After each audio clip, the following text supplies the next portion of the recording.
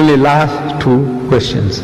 You must appreciate that this is an old machine, 78-year-old, and I have come across, those time barriers, please, have a little mercy on me. Not I'm trying to run away, but this, after all, the body, there's a limit to what it can take. Last two questions, this lady here and one more. Thank you, my sister, please. I thank you that I have the privilege to be here tonight to listen to you. I haven't read the Quran. You've stimulated me. Perhaps I should read the Quran. But I would like to know what you believe with the ascension of Jesus. Do you believe that he actually lived? So then what happened to Jesus if he lived? If he did not die, if he lived? No, the Quranic ayah, the verse that I read to you, the last expression I said was, Bal rafahu Allahu ilayh. But Allah took him up to himself. We Muslims believe that God Almighty took him up, saved him from that ignoble death and nakedness of the cross, because the people on the cross were absolutely naked. They didn't expect you to put a little loincloth around the man. The messenger of God, you say the son of God, naked and bare before the world, flies buzzing around him. No. God Almighty didn't allow that to happen to his servant, his messenger, Jesus. God saved him and took him up. And I say, he's coming back to just you.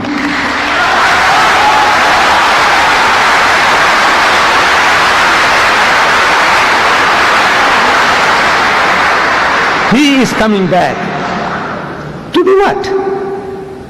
We Muslims, we believe and we claim that Islam is the culmination, the fulfillment of all of God's revelation to man. All true guidance, all guidance is given to us. We don't have to learn anything new from Jesus or Moses or Muhammad anymore. Whatever God wanted to give, He's given it to us. So what is Jesus coming to do? I says, no, He's coming along to rectify you.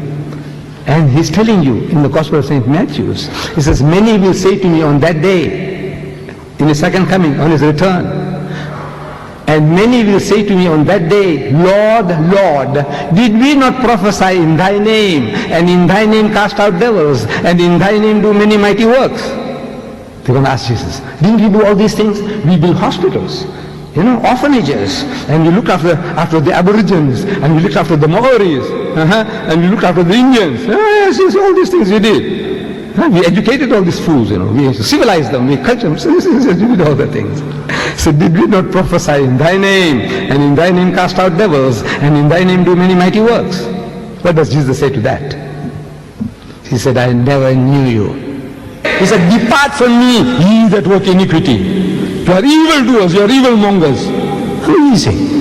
You who are working in the name of Christ, looking after the lepers, looking after orphans. Mother Teresa, wonderful work she's doing. By God, I tell you, I bow my head down out of respect for her. All the wonderful things you people are doing. The way you look after the animals, animal conservation, to preserve life. Fantastic things you are doing. But for human beings as well, what you are doing. And that's what you're going to say to Jesus. I'm asking the Christians, answer me. You know why? Because you call him Lord. He's not your Lord. He's not your God.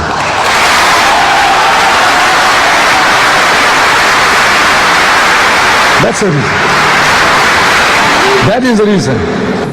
He's telling you, come, I'll teach you how to pray, and pray like this, and He puts the words in your mouth. Like a little baby, like a little child, praying like this. Oh, our Father, which art in heaven. Our Father, which art in heaven.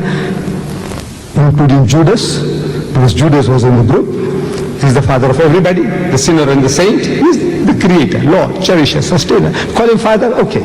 Oh, our Father, which art in heaven, hallowed be Thy name, Thy kingdom come, Thy will be done on earth as it is in heaven. Where did He say the Father of Jesus Christ in heaven? Or Jesus Christ my Lord in heaven? Where? He said, this is how you pray. But you have forgotten that. You're worshipping Him instead of worshipping the Father. Did you say, the lady, did you say you got the Quran? You have a Quran? You stimulated me